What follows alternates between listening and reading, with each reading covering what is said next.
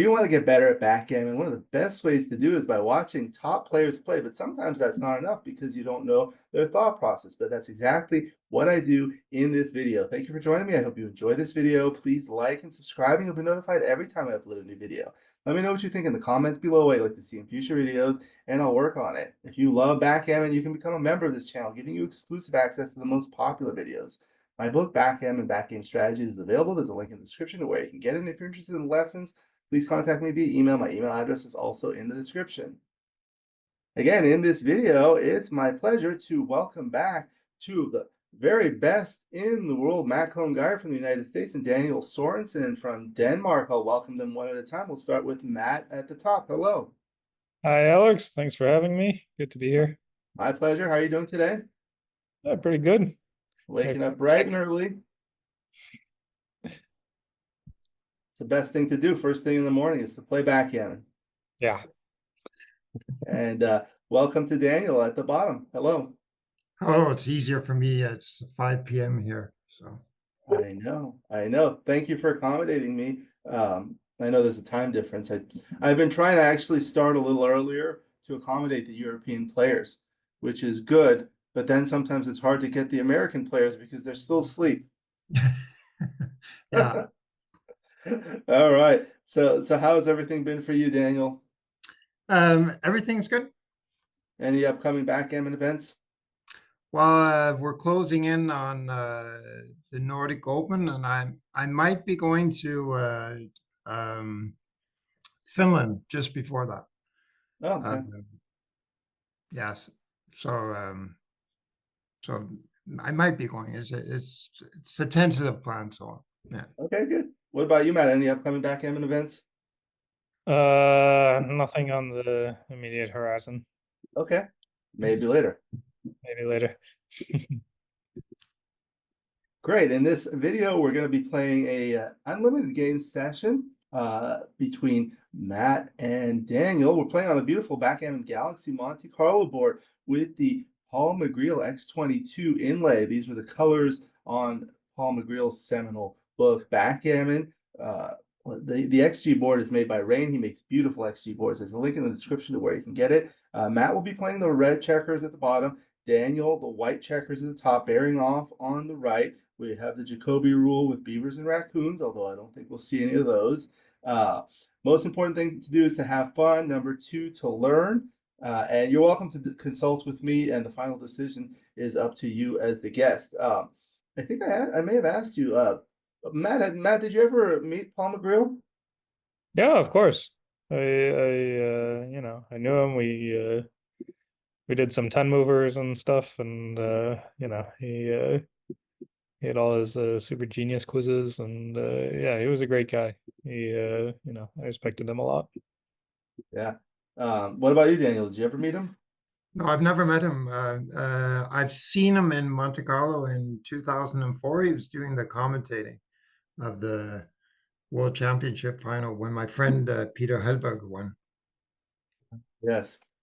I was talking to Christian Monk Christensen one time. The other day, actually, he said he met him one time and they had a bet on one of these quizzes, and Paul won by 1 point. Wow. Wow. Yeah. Nice. All right, here we go. 5-4 from Matt. So I normally come down and split the back checkers. Okay. Start the opponent's 5 point. 4-3. Yeah, I'll hit and come down. So I see a lot of people in this type of position, they'll hit twice. Why do you prefer hitting once?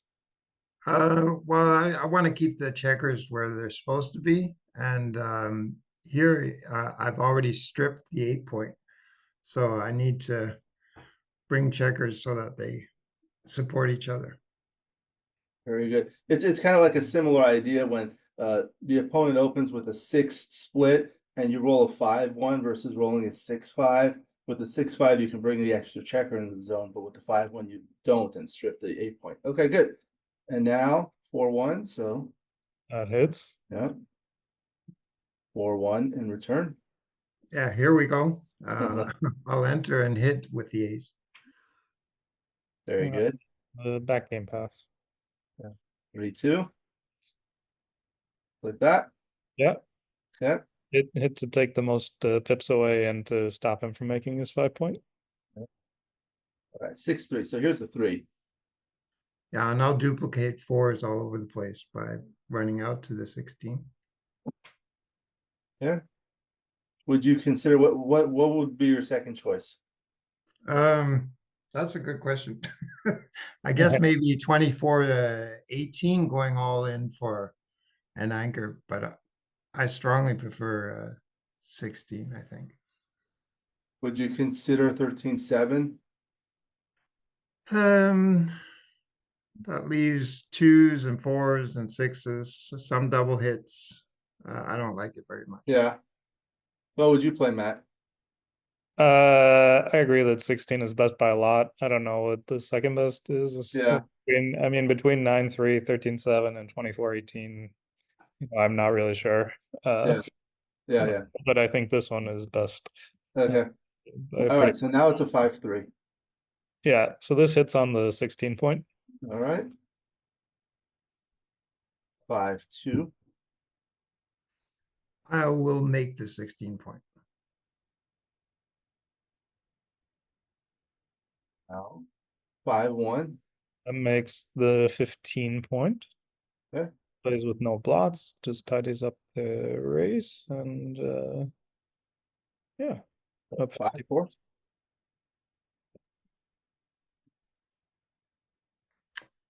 I guess I'm gonna slot the 4 point and I will remake the 8s. I'll just leave the back checkers as they are for now. Yeah. 5-1. So I have to blot somewhere, so I should probably put the checkers where I want them. So that would be 6-5, right? If this gets missed, it has a fairly strong position. And the 5 down. Yeah, a 5, 13-8. What would you say if like a shoe-out partner said, let's hit and duplicate the 2s? Well, it's kind of a tactical play, but like it's not really a tactical position, right? Like I mean, you have to improve your position, and if you just play for one role in the future, you're never going to improve your position. So first you have to improve your position and worry about the single role much later in the game, right? So for the viewers, a tactical play is something where you're thinking about the immediate next sequence, whereas a strategic is more long-term. Yeah, basically. Like if he had a closed board or something, maybe I'd worry about minimizing shots. But like, I just want to start to improve my position for the long term before I start worrying about like what roles will hit or not, Right. Okay. So 5-1. And now 5-1. Wow. I think I'll just double slot and then come down. Like this. Yeah, Okay. I could have made the 3 point, but I don't like it. Like this. Too deep. Yeah. Okay. Yeah, I think this play is better. I'm probably close to something, but I think I need Roll. another improvement before I double. Yeah. 2-1. Makes the 5 point with the ace. Wait. Oh, That's the ace for oh, sure. oh. There's 13-11. Just assuming that you're not getting hit on like any number. I'm not sure what he would hit with, maybe double twos. You could play 8-6 also. I don't really know which one is a better structure. I mean, 8-6 looks a little bit more balanced and plays with one less blot just in case.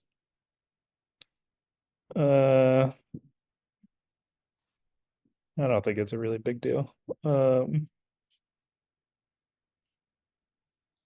an extra builder for the bar, but then I have to. This. I don't know. It's kind of weird to have the 5 guys on the 8 point, I think. And maybe I'll try 8 to 5. I Yeah. don't think, 13-11 is pretty safe, right? Because I'm not sure that he would even hit with like any roll. Like even if he rolled 2-1, he might not hit, right? So Yeah, that's something important. Like someone once told me, look at the entire board, and when you see these two blots on this side, that gives you, permission to kind of play loose. But as you said, like how much does it benefit you with the builder on the 11 point? If maybe right. if you were on the 10 point, it bears on the 4 point, that would be something else.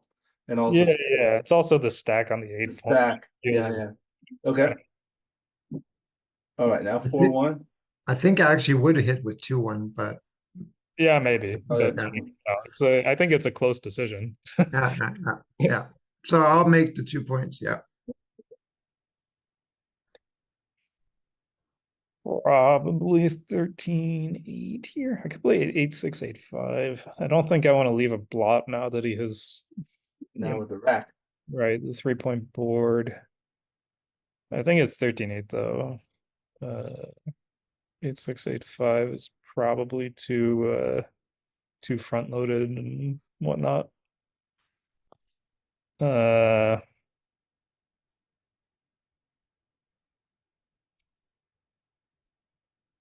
Yeah. I'll play 13-8. And for the viewers, what is a front loaded position like this? What does that mean? It means like the checkers are far forward, and so it's harder to build a prime because they can't move backwards to make the 7 point. They can't Right.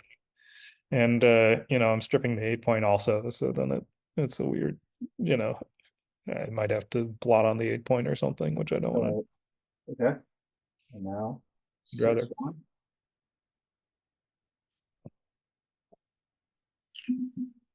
6-1. I will just play 23 to 16. I don't want to put any blots anywhere, so Matt has kind of an awkward position, so I just want to wait and see what happens to those Would you spares. consider something like this? Yeah, but that's kind of like he'll probably have some rolls where we'd be happy to hit on the 8s, and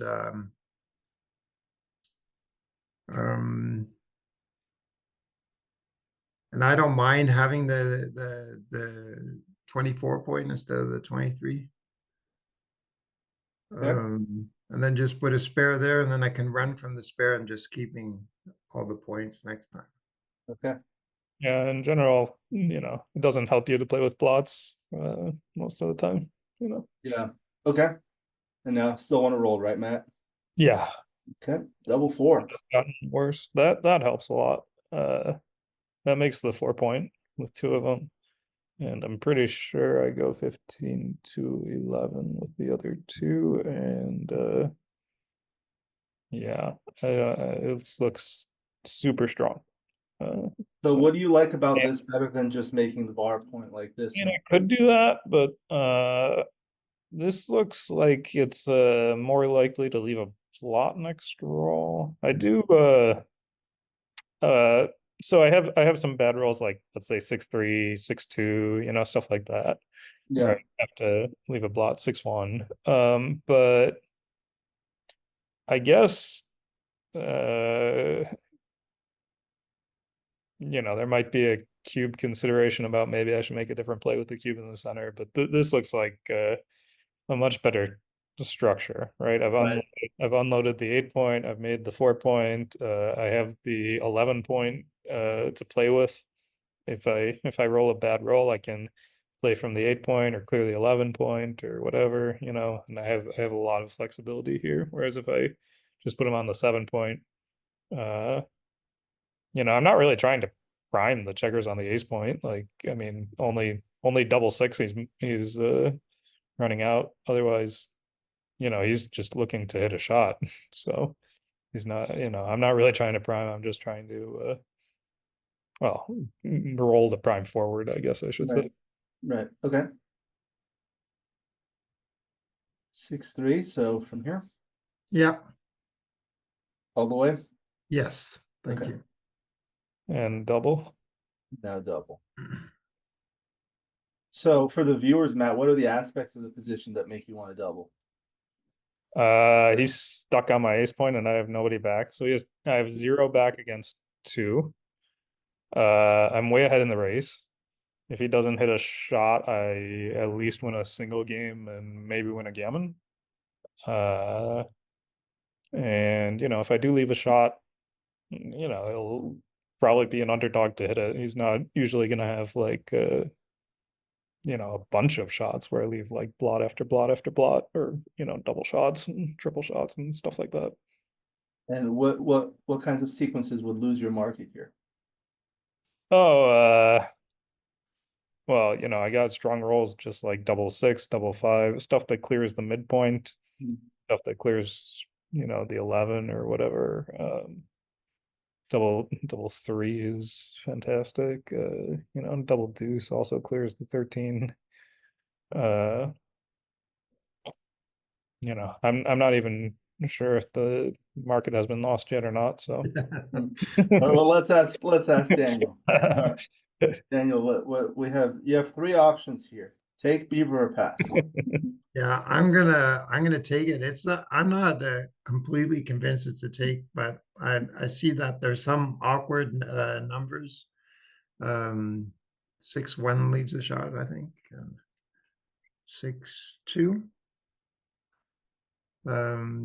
So and then there's might be coming shots later, and I have a pretty good position, forward position. So even though Matt's right, that even if he leaves a shot and I might miss it, there should be some contact value enough to take. I'm hoping, but I think the decision of a take a pass is a lot more difficult than the double.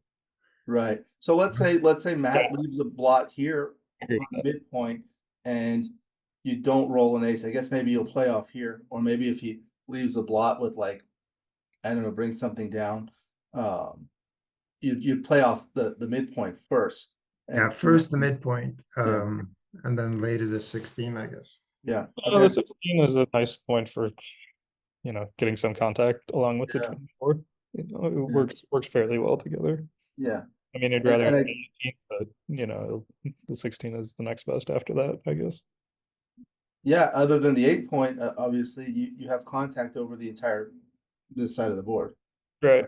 Okay. So it's harder for me to clear the midpoint. Hey, 6-1. I have to leave a double shot. Yeah, I have to make the 7 point and just hope he misses. I mean, I could minimize shots, but this doesn't feel right. The other way, I've already cleared the 13. I leave like 7 more numbers or something, and I make a 5 prime. So even if I get hit, I could just win the priming game. Okay. And now 5-3. Yeah, lots of work here.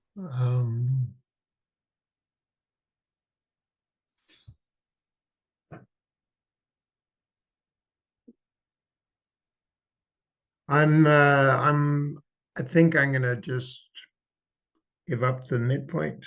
I'm not sure. Like I could try and hope for some kind of pressure on that blot, but it seems too optimistic, and I might not even be able to make the position. I'm not sure about this, but I'm just gonna clear the midpoint. Yeah. If you keep it, it blocks the 4-1 and double 1. Yeah, that's a lot actually. And I mean, it's enough. And it's not enough, but it's pretty good sequence. Okay, so you like this Yeah, double 4 leaves a shot anyway. So anyway, right? Okay. Yeah.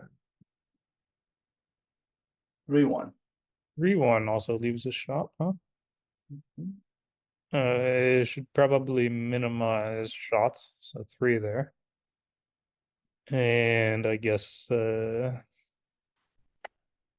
I can play.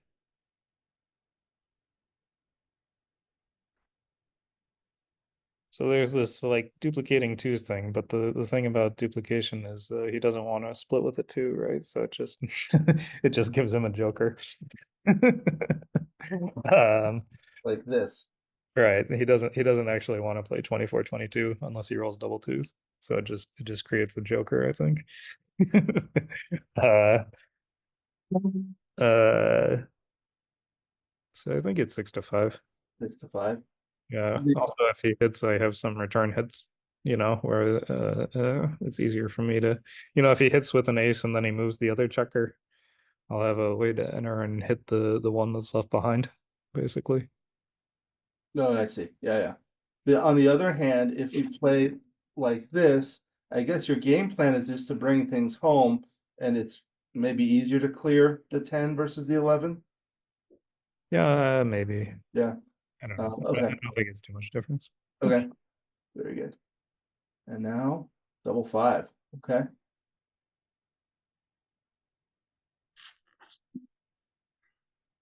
Yeah, I'm gonna keep the 16 point and then just make the 3, slot the 2, and then play 5. That probably cost some gammons. But I think I have to put some pressure on those checkers that are still not. These ones, yeah. Yeah. Okay. Yeah, I should say the other reason I think this is probably a good take is it doesn't look very gammonish. You don't have any blots, anybody on the bar. You only have two guys back. It's hard to win a gammon. So Okay. And now 4-3. yeah, this is a little bit annoying again. 10-3 is the best when it gets missed, but if he hits with a 2, he's also splitting at the same time, and like 2-3, 2-6 are like really annoying. On the other hand, I have to make the 3-point reasonably quickly because, I may not make the 3-point. I could clear the 11 with both blots, but then, getting hit with any ace is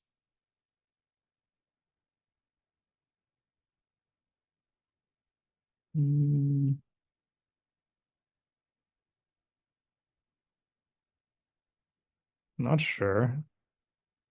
Would you consider something like this, leaving only indirects? It's safer, but like I've broken the 5 prime and getting hit with an indirect here is like a total disaster, right? So it's 4 shots, but the 4 shots are super expensive. I think. I mean, I do have a shot back, but breaking the 5 prime is just like it feels wrong. It doesn't feel like the right idea. I mean, breaking apart a prime is always pretty suspect, even if, even if I can reduce shots. And he has a blot on his side, so I don't know. I think I'd play 10-3, but I don't really know what the right idea is. But I do want to make the 3-point, and I don't want to have awkward numbers where I leave a gap, or it seems like this should be safer. Okay. And now 6-4. I will make the 2 and slot the ace. Okay. Still hoping for some still be I just want to put pressure on his checkers. I mean, there are still some rolls that leave a blot. Yeah. Yeah. Okay. Yeah. Level 6 would be a fun one. Okay, this is 8-3. Yeah. Okay. Giving the 6 joker. Double 5. Yeah, I'll make the ace and then just play the last one there. Yes. All right. 2-1. Makes the 8-point. 3-1. Yeah, I'll just play 11-7. And 6-2. 11-3. 3. 3-2. Yeah, I'll play 7. Yeah. Yeah. Hope for a shot. Okay. Yeah, I have a few bad 6-5 kind of things. Yeah. That should clear the 8-point and yeah, not leave the a6 to get hit. 6-3. 6-3. Okay. Double 6. Look at that. Good That's a roll. good roll. Yeah. I tell people it's good for the race. Yeah. 6-5 was forced. 6-4. Plays 6-2, keeps the prime. 2-1. Yeah, I'll hit 3-1. That's a Okay. great roll. Yeah. Yeah. Also, 3-2. Okay. Double 4. That's Whoa. not a good roll. Double 1. 6-3. So 6 and 3. Yeah. Okay. 3-2. Hoping for an ace. Rolls And an ace, it's scary. 5 and 3, like that. Yeah. Okay. That's- Oh, you're waiting for the right time. I think I should hit on the ace point, yeah. Just try to prevent him from anchoring. And hopefully win a gammon. So this wins more gammons. Now, what if the board were stronger? I guess it's the open high point that's the issue for Daniel, right? Yeah, I mean, if he had a closed board, I might not hit, but it's hard for him to have a closed board, right? Yeah. Or if he had, a 5 prime or something Right. in front of me, that might be a different story. So 6-5. So this clears the bar point. Continuing the attack. This Right. is something that's nice over here. The fact that your builders are here, some people don't really pay attention because if you're hit, you can't come in with 1s and 3s, but you have good 1s and 3s to return hit. So that's like a small thing that some people don't think about. Okay. I think I'd rather not have him on the 3-point, but I have no Yeah, for the race and all that stuff. But I have yeah. no choice. So Okay. 3 covers and 4, yeah. 6. I think it's 3-1 actually, preserving some flexibility on like 5-4 and stuff. Yeah. 5-2. 5 in and to the deuce. So what would you estimate are the gammons here, Matt? I think I'm a reasonable underdog with the guys on the 3-2 and ace point. If I roll like 2-1 or something, I'm a favorite, but I think it's more like 35% or something like that. Yeah, usually they say if the spares are arranged nicely on the higher points, it's like 40% with 2 checkers closed out and everything else on the board. Okay. So this is Yeah, less if he because has of a that. closed board, but if he doesn't have a closed board, I win a lot more gammons. Yeah, so it's closer to 50-50 if they're on the 6-5-4. Sometimes you can play aggressively because of my weak board. Right. Board, yeah. And if I leave a shot, I don't always lose. So 5-1. I think against 2-up, I clear the 5-point. Creates a spare on the 4-point, and if he rolls a 5 and I roll 6-1, 5-1, I can hit and maybe win a gammon. Okay. If he had only one guy up, I should clear the 6. Right. 4-2. This I'll rip 2 checkers. This is like one of the situations where, if he had a closed board, I would try to play safe, I think, maybe, but here I want to just go for it. 5-2. 5-2. Yeah. Double Yeah, 2. no worries. Take 1 off the 4-point.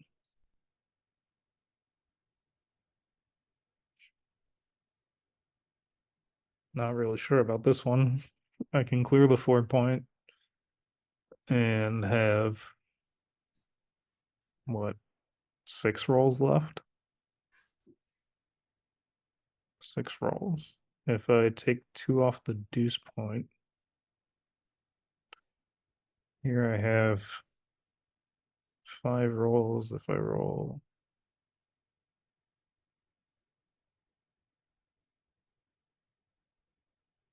I'd have to roll like what, 3 deuces in 5 rolls to miss again. I could get hit, but I think this is probably better. It's got, you know, something like 45 pips.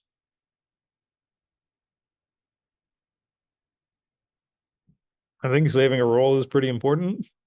So I think this is probably better. If Yeah. if I get hit, I'm like still a pretty big favorite, I think. Yeah. 3-2, so 2. And jump, yeah. 2-1. That 15 comes off nicely. Double 3. All right. 5-3. You want the crossover? Yeah, I guess so, yeah.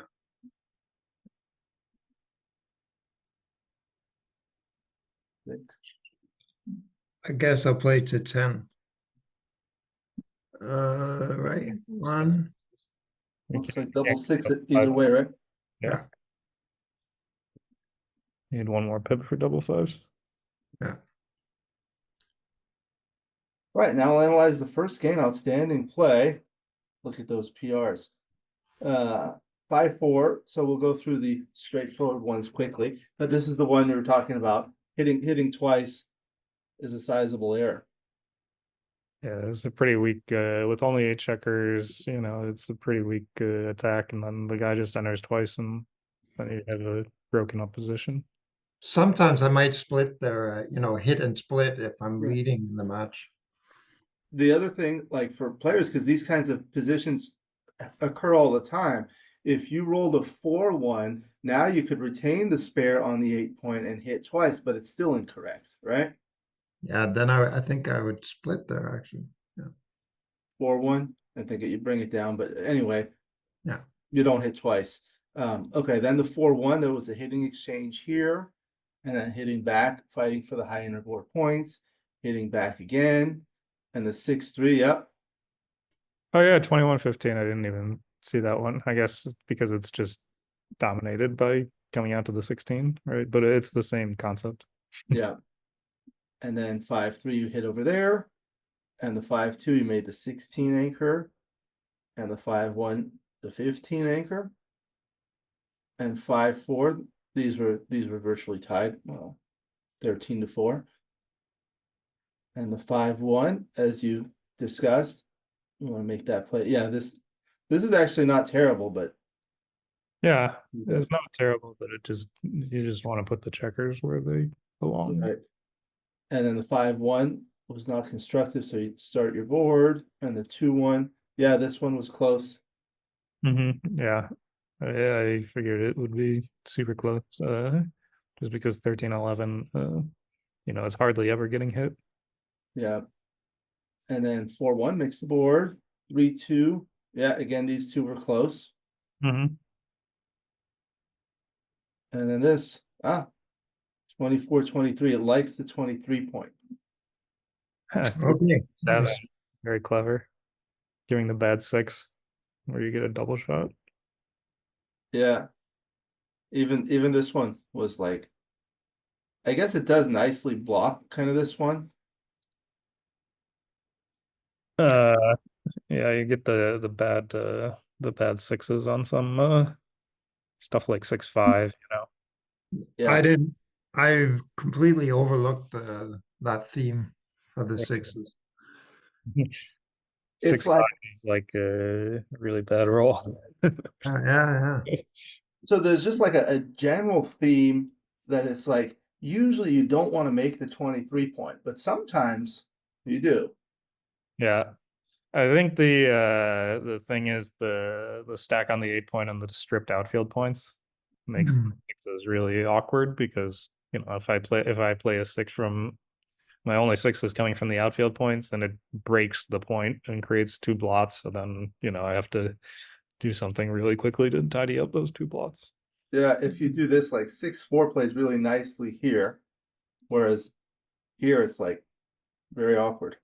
Yeah, this is a pretty bad roll. Yeah. Okay. I should have spotted that. Yeah. Well, I asked you. If I had a spare move back from the 8 point to like the 13 or something, I don't think it would be quite as We could take a look at that. that's okay. like this.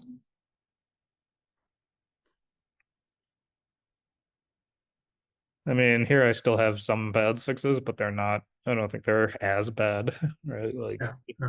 6-4 and stuff. I just play 13-3 or whatever. Yeah, I don't know. I guess still have a double shot, but oh, interesting. Okay, 24-18. But this is closer now. It's only 29 difference. Yeah. So it Whereas- makes sense.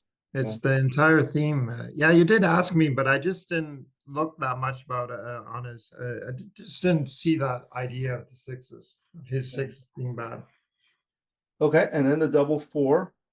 Yeah, we discussed this. This would have been a blunder. Yeah. It's this stack here, right? Yeah, you're Point. unstacking, you're making a better point. You know, the 4 point is better than the 7 to begin with. And you know, you're unstacking and you're not getting on a point that's, I mean, the 7 point is a point you want also, but it's more likely to leave a shot on the 7 than on the 4 point. Now Also, with, you're making a point with the one and the other, you're switching a point. right, you're making Oh, new that's point. true. And here with the only 4 checkers, they're close.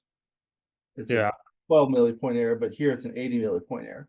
Yeah, I mean, Oh, here okay. you're the other one, you're stripping the 8 point, and even there you should still do it. So, you know. Yeah. Okay, good. And then the 6-3 was around, and then this was a double, and it was a take. Yeah, good take. Easy take, actually. It's actually a pretty small double. Yeah. What do you think would have made it a no double? Like I say, there's just not much volatility, not much gammon threat, you know, like he doesn't have any blots, nobody on the bar.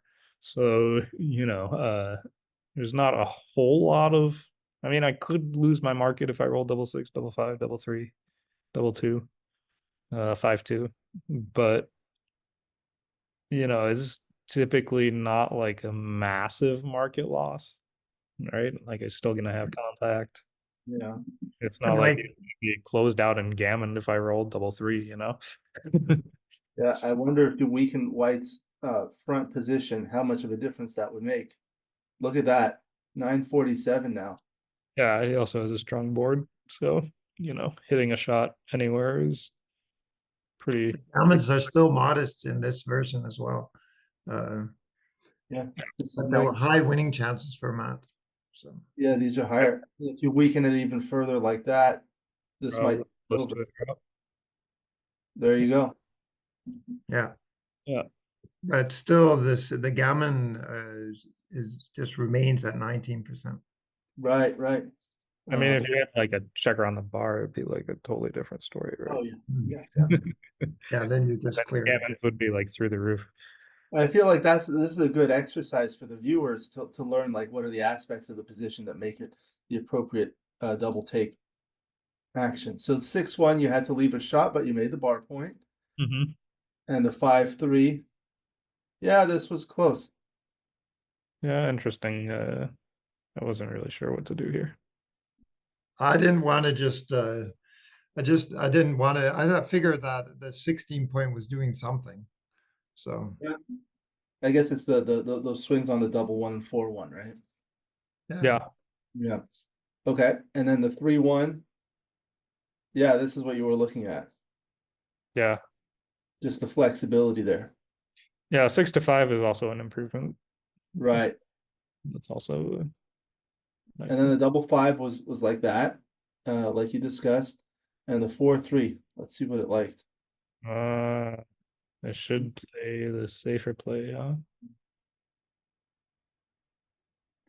I kind of like that because you're if I don't hit one of those four rolls, then you can Yeah, easily make a five prime again. You know, a 5 point board. right, right. I have some flexibility. Here the 6s don't play well next, right? Yeah, I'll probably have to blot again. I was thinking if I rolled like 6-5, 6-3, 6-2, that'd just come from the 11 point, and you know, probably he's gonna have moved in the meantime. But I guess like 6-4, 6-6, 6-1 are really bad. And even if I do roll one of the other sixes, I might have to leave a blot anyway, which is Yeah, okay. And then 6-4. Slightly preferred clearing, but these were close. very close. And then 4-1, that was clear, and the double 5, that was tied, okay. And the 2-1, you make the point. 3-1 was there. What else was interesting? 3-2. And 5-2 was there. And then what else was there? 2-1 was good. You got the hit. And then you had to break. Came out there. A 5-3 was unfortunate, left the direct shot. And this was a hitting twice, yeah. So you can see the extra gammons, 32 versus 27.6. Yeah, technically I actually win more games just by playing 19 to 14, but Just like a 1/10%, but the gammons make I think I would have hit in DMP as well. hit twice at the MP. Yeah, I would hit twice in DMP. Yeah. Yeah, well, I mean, the thing is, if I come out, like, you can just break the board down even further, you know, so like if he anchors on the ace point, right. wouldn't be, And then here again, it was right to just put them on the bar. yeah. And then what else happened here? Nothing was the closeout. And then here, Yeah, 30, 37%, yeah, 35. 37% gammons. Yeah, okay. And what was it like? Double twos I wanted to see. Oh yeah, I'll show you. Oh, if I have checkers, So this one, I think it's close to 50%. Yeah, that should be close to 50. 45. Okay. And click on it. Oh, double take, yeah. 45 still. And then the double twos, which was coming up this one. Yeah, okay, so it's a big mistake. A lot more gammons. Look at that. Yeah, saving a roll is like critical. Yeah. Also, there is some risk with the so-called safe play. Yeah. Yeah, you have numbers that leave a shot there. Yeah. I mean, first he has to fan and then I have to leave a shot, but you know, saving a roll wins way more gammons. Yeah. And the 2-1 was good, and that was the gammon. Yeah. Okay, on to the next game now. 4-2 for Matt. All right. Good play. Oh, 6-5. Already. Easy game. 5-1.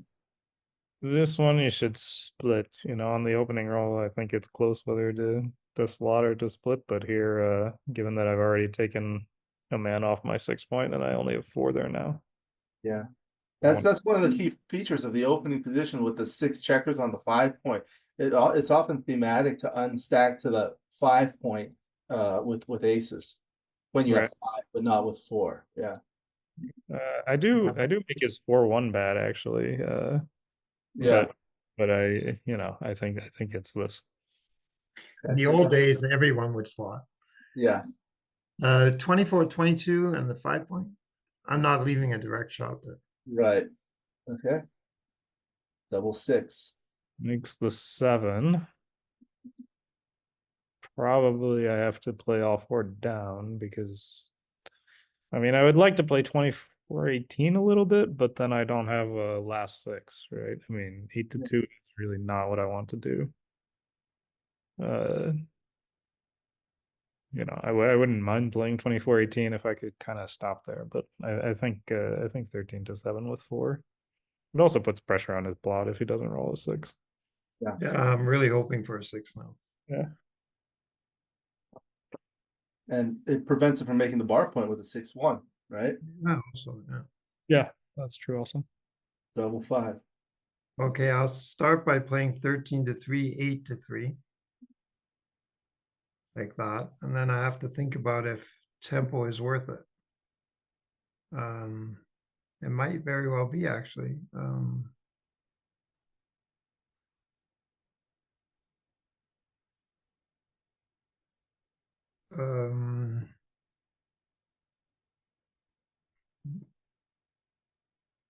Very often you'll make the small numbers he's making the 5 and then sometimes he can just hit the 3. I'm going to nevertheless play 13 to 8 because it's just a smooth play. And for the viewers, Daniel, what is a tempo play? Well, I just want to put him on the bars so he starts halfway, and then he has to spend half his roll entering, and he might even dance for this. So there's a huge swing on those. So I'm not really sure about this. But this evens out the distribution. Yeah, and 6 to 1. There's a huge swing off double threes. 5-3 as well.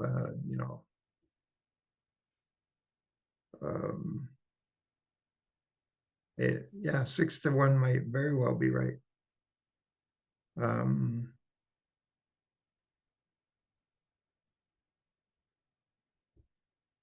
going to play this nevertheless. All right, and now double 5. Yeah, huge swing with that one. Yeah. I think I actually would have hit, but with this, I'm going to make the 3-point and the 2-point. Okay. Now, this is a play like you're going to be doubling probably if he fans. Yeah, I mean, I could consider playing on if we didn't have Jacoby or something, but Right. But in the metagame, yeah. I don't think it. Yeah, Double 6, and now I have to double. I'm up 24 pips. He's on the bar. I got 13 in the zone. I could just close him out. Yeah, so I was punished for not hitting. I'm passing. okay. So the 4-2 was straightforward, 6-5, and then 5-1. That was right to split, and the double 1 was step up. And this one, look at that! It liked Making the ace. Wow. Okay. the way you don't break the midpoint. Yeah, it's hard for me to see. I mean, I can understand that I want some outfield control and I improve my board, but like it just looks like so much stronger if he doesn't roll a 6. Yeah. He does roll a 6, I kind of hate it, right? Because now he's got everybody loose and I just have the 2 guys back fending for themselves with no. The way I look at this is like, okay, so this keeps the midpoint, but it creates a deep point that you don't really like. Whereas this creates a nice blockade, but loses the midpoint. So you have to kind of like determine your priorities, right? Right. If he rolls a 6 here, he has a pretty strong game. I mean, he has total control of the outfield, and I have to get the 2 guys around somehow. So I'm giving up the outfield basically by doing this. And the ace point, it's a deep point, but like it's also an inner board point. It gives me a 3-point board instead of a 2-point board, so if I hit him and he has way more ways to fan. Back in the 70s, I guess people were really afraid to make the ace point, but the computers have taught us that it can be valuable. Yeah, I mean, just more fanning numbers is always not too bad. But yeah, it's just hard for me to see all the gaps, and I don't know. It looks so strong when I play 13-7-4, but I agree. that's Okay, so the double 5. it was a good play actually to make the 3-point. Let's see if it changes on the plus plus. No, about the same. Yeah, I guess there's like that. Maybe if you had an extra spare. Yeah, I mean leaving 5 guys on the 13 and stripping the 8 and 6 is always like even like this, maybe it gets closer. But I'm sure if this were over here. Still have 5 guys on the 13 points. What about here? Here you can make the 3 and ace. Yeah, you can make the 3. Yeah. But yeah, it's reasonably close whether to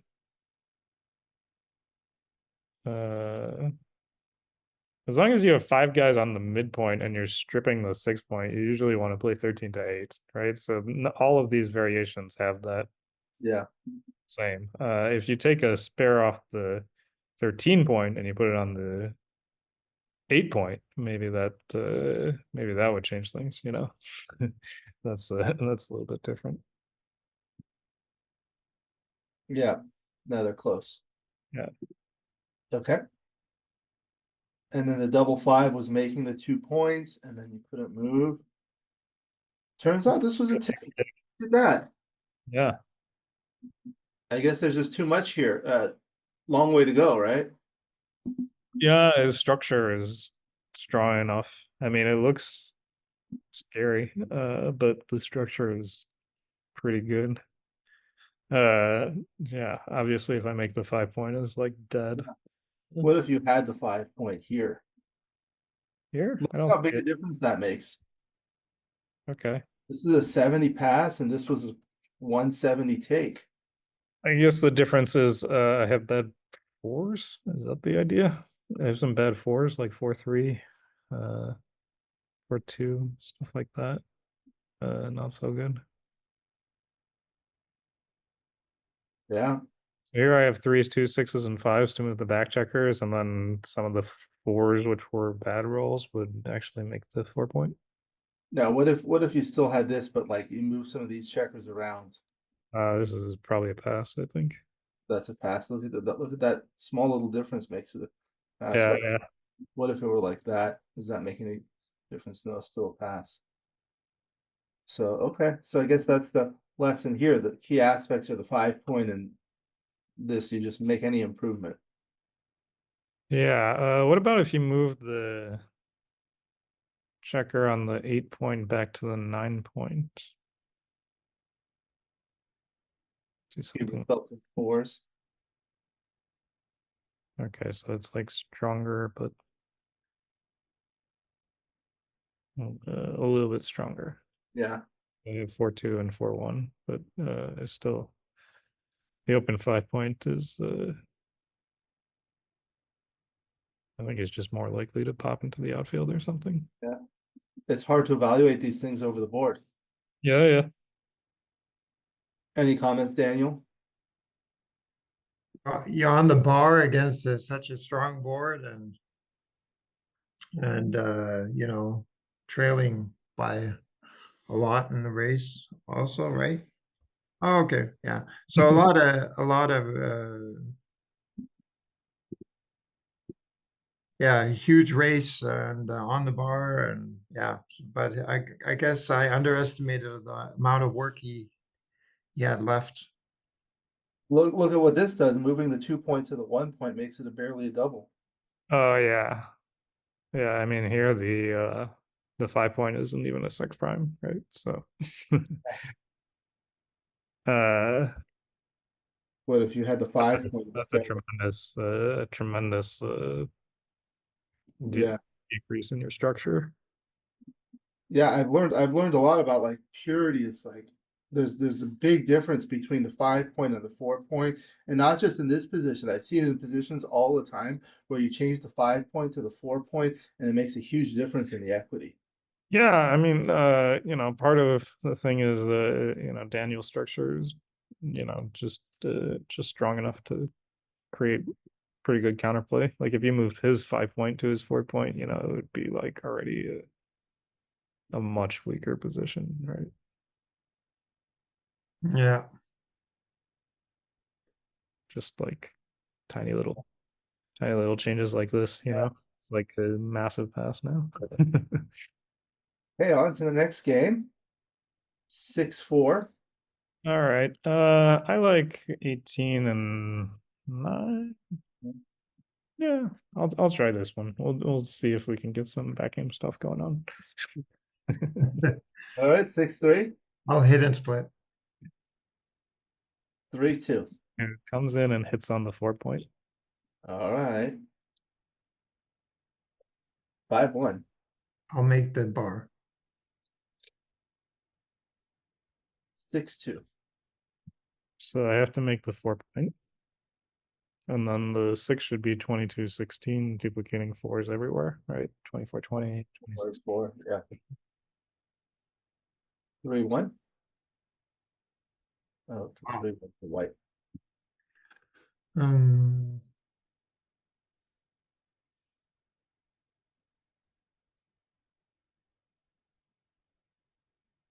I don't know what to do here. What are your considerations? Well, usually you hit, but I'm outboarded and I could make, I make a very strong 20 point if I don't hit. So I was noticing, I was the other day, a few weeks ago, I was watching Thomas Christensen play, and anytime he could hit, he would just hit everywhere. So, so I'm kind of influenced by that.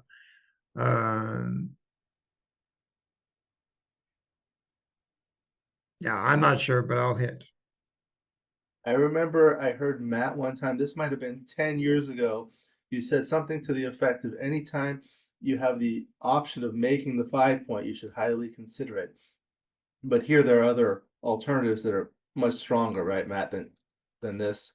Then that one. Yeah, Yeah. that's always a good play if you can if you have a spare on the 8 point and you're Yeah. actually making the point. Here you're like trading the 8 point for the 5 point, you know? Right.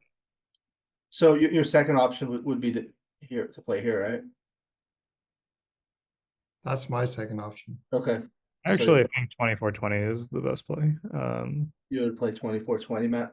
Yeah, I think so. I mean, in the opening, you like to hit with 13-9, but you have 5 checkers on the midpoint. Here you only have 4, so it's weaker, and the other guy has made his 4 point, and I think that's enough to swing it, you know. Yeah. I don't know if you've ever heard, Michi has a term for owning the 20 point when the opponent has the 4 point. So normally it's called the golden point, and then if the opponent has the 4 point, he calls that the Kirin point, which is like a Chinese mythological creature. Basically, what it does is it kind of devalues this blocking point on the 4 when you're already anchored past it. Yeah, it's also just you know, if you don't have that anchor, it can be such a strong attacking or priming position with the 4 point, because you know you're always in danger that I make the 5 point and then I have, you know. Yeah. Okay, so you like this, or did you want to change it? I'll just do that. Okay. Double 2. Okay. 1. I can hit on the 5, but that leaves a blot. And I think it's probably better to just make the 9 point. Yep. And probably 22-21. 23-21. Yeah, to the forward guy, so that if he, you know, makes the 9 point, it's, you know, now has a 6 out. Okay. And now 5-1.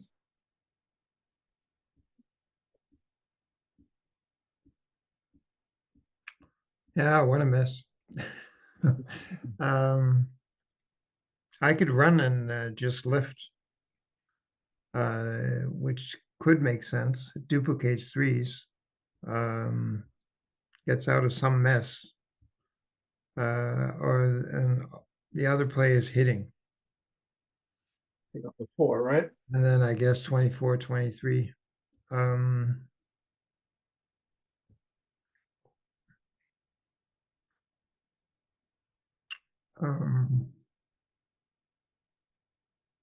Let's try the other. I'll run and lift.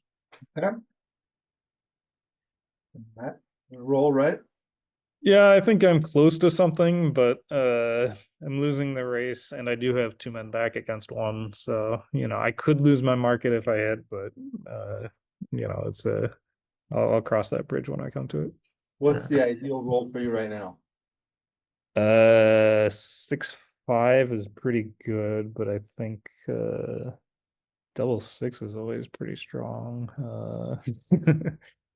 Double 3, you know, you hit and make the 5 point. That's pretty good. I don't actually know what the best is. Probably double 3s. Yeah. And make the 5 and anchor at the back. Yeah. Okay. Probably the best. All right. So this is a 5-3.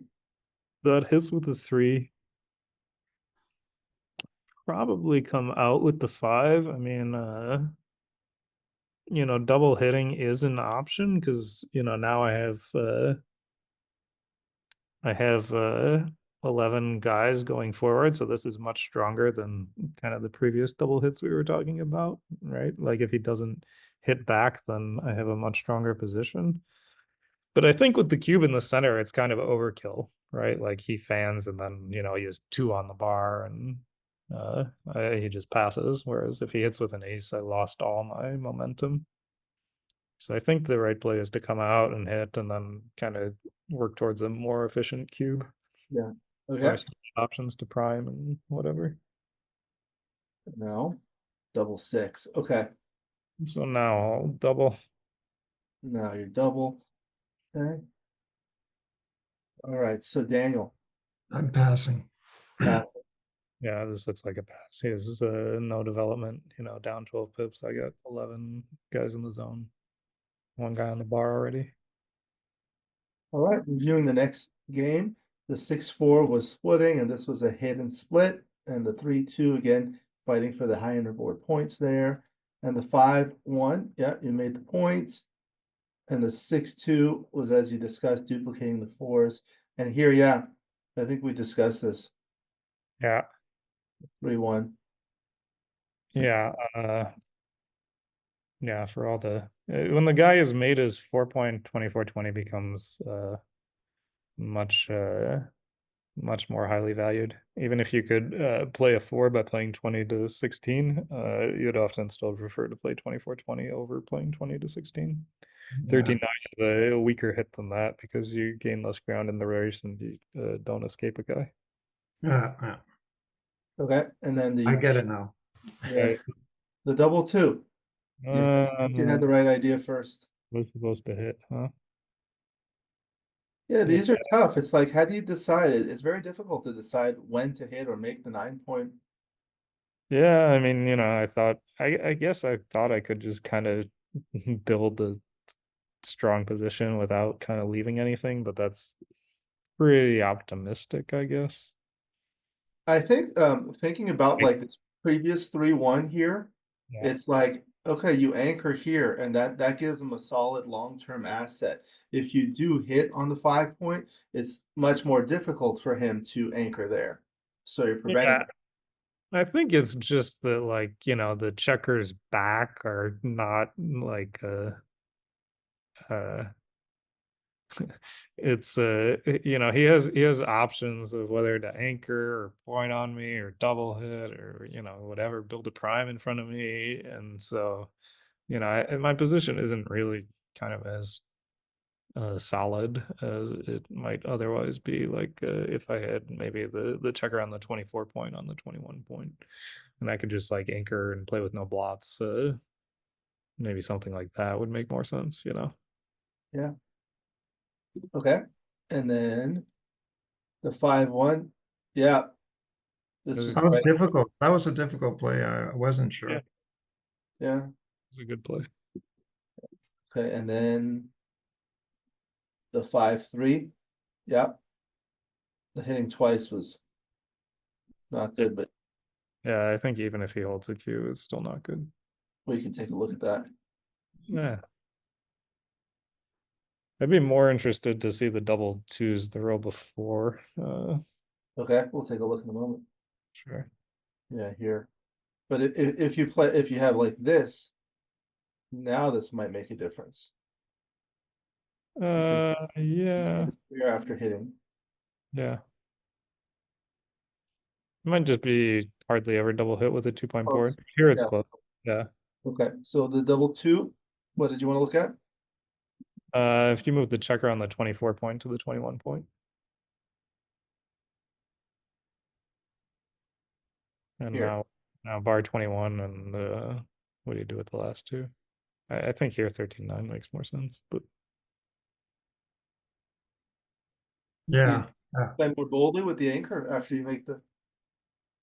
Yeah, there. you can play Yeah, they're 13-9 close. twice also. Yeah. Forgot about that one. Yeah.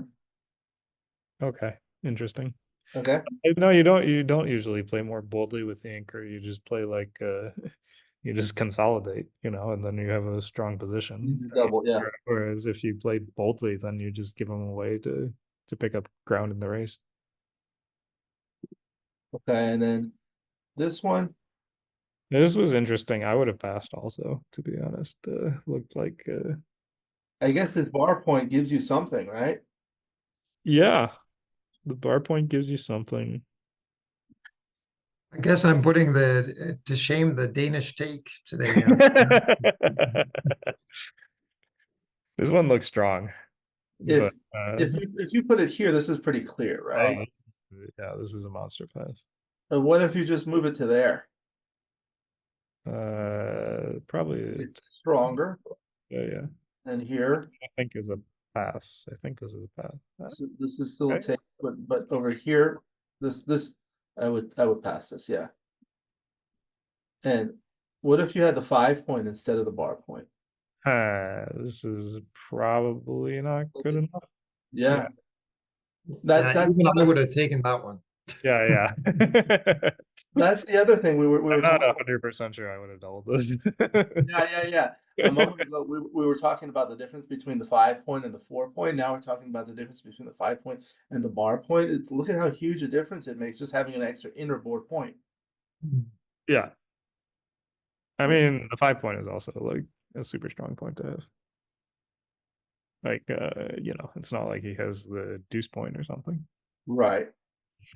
So, like, what if you made another improvement for red now? Probably a small double. No, Okay. it's yeah. Reasonable double. All right, that was an outstanding session. A lot of interesting positions. What are your thoughts of the session? We'll start with Matt at the top, please. Yeah, it was we had some interesting stuff, positions are tough. There were a lot of blitzes, and it's hard to evaluate exactly how small things make really big differences, but you just kind of, I don't know, get a feel for it over time. Yeah, I find like a lot of the times when you roll a double, those can be challenging, like the double six and the double two, and also doubling decisions. It's like some of them you think it's like an overwhelming pass, but there are aspects of it that are still making it take. Yeah, if you just take any cube you're kind of not sure about, it's often not too bad, you're getting 3-1, so you only need All to. right, Problem Daniel. was I wasn't sure. Yeah, that's the thing. Yeah. What are your thoughts about the session, Daniel? I thought I thought it was uh, kind of a few bread and butter positions which I got wrong. Also there's some hit or points rolls for Matt. And yeah, some difficult plays. Even some of them that I got right, I thought were difficult. And it turned out they were clearly right with the double fives. So I thought it was a difficult game. Yeah, they are difficult, but there were a lot of instructive positions where you kind of learn something, and that's what I tell people. The most important thing is to have fun, and number two, to learn. And I feel like we always accomplish that. Yeah. Very good, very good. It's always a pleasure to have both of you. Any final comments before we conclude? Let's start with Daniel this time, please. Yeah, it was nice meeting Matt. I've followed your career, I guess, for years. So it's nice to play against you for once. I tell people one of the things that uh, has been really important for me in terms of creating this channel is I've had the opportunity to meet people like all over the world that I would otherwise have not had that opportunity. Like I've met Matt because he lives close to me, but so many of the Danish players, international players like Daniel and various others. So like, I appreciate the opportunity. And Matt, any final comments before we conclude? Yeah, it was also nice to meet Daniel and play against Daniel. It's been really nice, so You don't have the opportunity to play against the Danish players so much anymore. yeah, I don't travel overseas as much as I used to. I still, occasionally play online once in a while, but I don't see them as often. I remember I think you told me like you used to travel to Japan and all sorts of places, right? Oh yeah. I went to Japan several times. It was nice there. Yeah. All right, well, very good. Again, thank you very much, both of you. You have an open invitation to return at your convenience. Go ahead and conclude the video. Thank you to the viewers for watching. I hope you enjoyed this video. Please like and subscribe, and you'll be notified every time I upload a new video. Let me know what you think in the comments below, what you'd like to see in future videos, and I'll work on it. If you love Backgammon, you can become a member of this channel, giving you exclusive access to the most popular videos. Again, my book, Backgammon Backgame Strategies, is available. There's a link in the description to where you can get it. And if you're interested in the lessons, please contact me via email. My email address is also in the description. I look forward to seeing you in future videos, and until then, keep rolling your dice.